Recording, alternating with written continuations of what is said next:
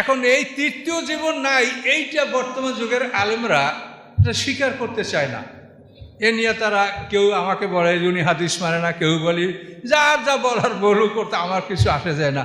আমিও কোনো এক সময় মনে করতাম যে এই মুনকার নাকিরের সুয়াল জবাব, কবরে জিন্দা করা, এগুলো বোধহয় আসে। তার কারণ ওনরা যে মাদ্রাসায় পড়ছে আমি তো ওটাই পড়ছি, কিন্তু এটা আমিও আমার জীবনে বলেছি। কিন্তু আমি যখন কোরআন নিয়ে গবেষণা করেছি তখন আমি দেখছি যে কোনোভাবে এই মুনকার নাকিরের বিষয়টা কোরআনে নাই, এবং এটার কোনো প্রয়োজন নাই। এবং এটা বলতে গেলে মানুষের হায়াত হওয়া লাগে 3টা, মৌয়াত হওয়া লাগে 3টা।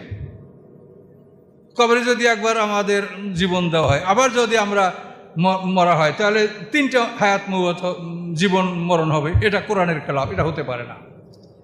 এবং জ্ঞানকে যদি আপনি ব্যবহার করেন, তো যে বডিটা অকেজো হয়ে যাওয়ার কারণে ইঞ্জিনটা খুলে পৃথক